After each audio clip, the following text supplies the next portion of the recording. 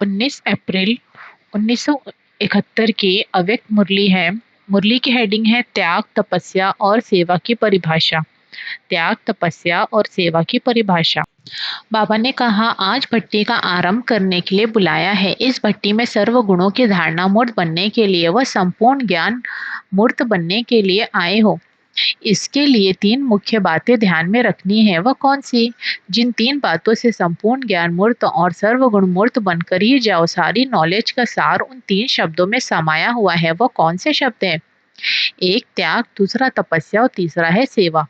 इन तीनों शब्दों की धारणा मूर्त बनना अर्थात संपूर्ण ज्ञान मूर्त और सर्व गुणों की मूर्त बनना। त्याग किसको कहा जाता है? निरंतर त्याग वृत्ति और तपस्या मूर्त बनकर हर सेकंड, हर संकल्प द्वारा हर आत्मा की सेवा करना है। यह सीखने के लिए भट्टी में आए हो। वैसे तो त्याग और तपस्या दोनों को जानते हो, फिर अभी क्या करने आए हो?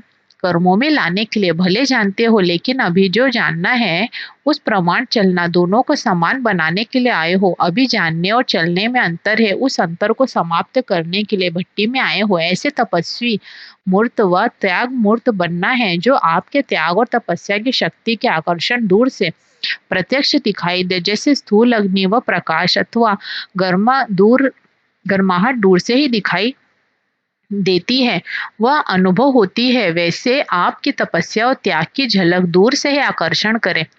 हर कर्म में त्याग और तपस्या प्रत्यक्ष दिखाई दे, तब ही सेवा में सफलता पा सकेंगे। सिर्फ सेवाधारी बनकर सेवा करने से जो सफलता चाहते हो वह नहीं हो पाती है, लेकिन सेवाधारी बनने के साथ साथ त्याग और तपस्या मूर्त भी हो, तब सेवा का प्रत्यक्ष फल दिखाई देगा। तो सेवाधारी तो बहुत अच्छे हो, लेकिन सेवा करते समय त्याग और तपस्या को भूल नहीं जाना है। तीनों का साथ होने से मेहनत कम और प्राप्ति अधिक होती है। समय कम, सफलता अधिक। तो इन तीनों को साथ जोड़ना है। यह अच्छी तरह से अभ्यास करके जाना है। जितना नॉलेजफुल उतना ही पावरफुल और सक्सेसफुल होना चाहिए। नॉलेजफुल की निशानी ये दिखाई देगी कि उनका एक एक शब्द पावरफुल होगा और हर कर्म सक्सेसफुल होगा। अगर ये दोनों रिजल्ट कम दिखाई देती है तो समझना चाहिए कि नॉलेजफुल बनना है।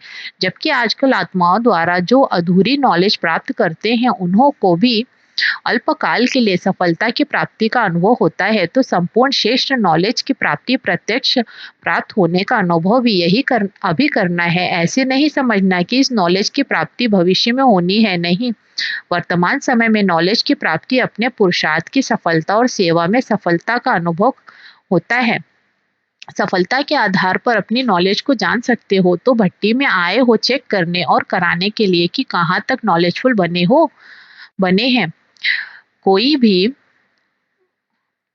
कोई भी पुराने संकल्प व संस्कार दिखाई न दे, इतना त्याग सीखना है। मस्तक अर्थात बुद्धि की स्मृति व दृष्टि से सिवाय आत्मिक स्वरूप के और कुछ भी दिखाई न दे, वह स्मृति में न आए, ऐसे निरंतर तपस्वी बनना है। जिस भी संस्कार व स्वभाव वाले, चाहे रजोगुणी चाहे तमोगुणी आत्मा हो, संस्कार व स्वभाव के वश हो, आपके पुरुषार्थ में परीक्षा के निमित्त बनी हुई हो, लेकिन हर आत्मा के प्रति सेवा अर्थात कल्याण का संकल्प व भावना उत्पन्न हो, ऐसे सर्व आत्माओं का सेवाधारी अर्थात कल्याणकारी बनना है।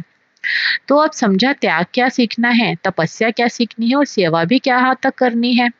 इनकी महीनता का अनुभव करना है। हर पुरुषार्थ में फलीभूत वह हो सकता है जिसमें ज्ञान और धारणा के फल लगे हुए हो। जैसे अभी सभी के सामने ब्रह्मा कुमार प्रसिद्ध दिखाई देते हैं, दूर से ही जान जाते हैं कि ये ब्रह्मा कुमार है। अब ब्रह्मा कुमार के साथ साथ तपस्वी कुमार दूर से ही दिखाई पड़ो, ऐसा बनकर जाना है। वह तब होगा जब मनन और मगन दोनों का अनुभव करेंगे। जैसे स्थूल नशे में रहने वाले के नैन चैन चलन दिखाई देते हैं कि यह नशे में है, ऐसे ही आपके चलन और चेहरे से ईश्वरीय नशा और नारायणी नशा दिखाई पड़े। चेहरा ही आपका परिचय दे। जैसे कोई के पास मिलने जाते हैं तो परिचय के लिए अपना कार्ड देते हैं ना, इसी रीति से आपका चेहरा परिचय कार्ड का कर्तव्य करे। समझा? अभी गुप्त धारणा का रूप नहीं रखना है। कई ऐसे समझते हैं कि ज्ञान गुप्त है, बाप गुप्त है, तो धारणा भी गुप्त ही है। ज्ञान गुप्त है, बाप गुप्त है, लेकिन उन द्वारा जो धारणाओं की प्राप्ति होती है वह गुप्त नहीं हो सकती है। तो धारणाओं को व प्राप्ति को प्रत्यक्ष रूप में दिखाओ, तब प्रत्यक्षता होगी। विशेष करके कुमारों में एक संस्कार होता है जो पुरुषार्थ में विघ्न रूप होता है। वो कौन सा? कुमारों में यह संस्कार होता है जो कामनाओं को पूर्ण करने के लिए संस्कारों को रख देते हैं। जैसे जेब खर्च रखा जाता है ना, जैसे राजाओं की राजाएं तो छूट गई, लेकिन पृथ्वी पर उसको नहीं छोड़ते। इसी रीति संस्कारों को कितना भी खत्म करते हैं, लेकिन जेब खर्च माफी कुछ न कुछ किनारे रखते जरूर हैं। यह है मुख्य संस्कार। यहाँ भट्टी में जानते भी हैं और चलने की हिम्मत भी धारण करते हैं, लेकिन फिर भी माया पृथ्वी पर्श की रीति से कहाँ न कहाँ किनारे में रह जाती है। समझा? तो इस भट्टी में सभी त्याग करके जाना, यह नहीं सोचना कि संपूर्ण तो अभी अंत में बनना है, तो थोड़ा बहुत रहेगा ही, लेकिन नहीं। त्याग अर्थात त्याग, जेब खर्च माफिक अपने अंदर थोड़ा बहुत भी संस्कार रहने नहीं देना है। समझा? जरा भी संस्कार अगर रहा होगा तो वह थोड़ा संस्कार भी धोखा दिला देता है। इसलिए बिल्कुल जो पुरानी जायदाद है वो भस्म करके जाना, छिपा कर नहीं रखना। समझा? अच्छा, यह कुमार ग्रुप है, अभी बनना है तपस्वी कुमार ग्रुप। इस ग्रुप की यह विशेषता सभी को दिखाई दे कि यह तपस्वी कुमार तपस्वी भूमि से आए हैं। समझा? हर एक लाइट के ताजधारी दिखाई दे। ताजधारी तो भविष्य में बनेंगे, लेकिन इस भट्टी से लाइट के ताजधारी बनकर जाना है। सर्विस की जिम्मेवारी का ताज वह इस ताज के साथ स्वतः ही प्राप्त हो जाता है। इसलिए मुख्य ध्यान इस लाइट के ताज को धारण करने का रखना है। समझा?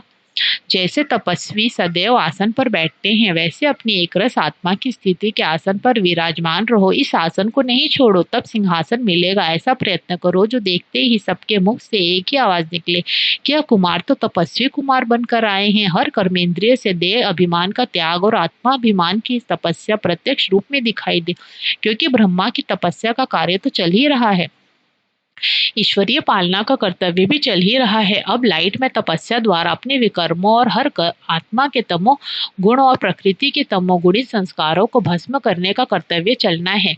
अब समझा कि कौन से कर्तव्य का अभी समय है? तपस्या द्वारा तमोगुण को भस्म करने का।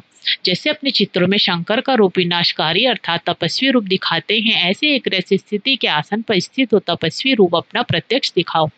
समझा क्या सीखना और क्या और कैसे बनना है? इसके लिए यह कुमार ग्रुप मुख्य स्लोगन क्या सामने रखेंगे जिससे सफलता हो जाए? सच्चाई और सफाई से सृष्टि से विकारों का सफाया करें। जब सृष्टि से करेंगे तो स्वयं से तो पहले से ही हो जाएगा। तब तो सृष्टि से करेंगे ना, तो यह स्लोगन याद रखने से तपस्वी मूर्त बनने से सफलता मूर्त बनेंगे। समझा? अच्छा, ओम शांति।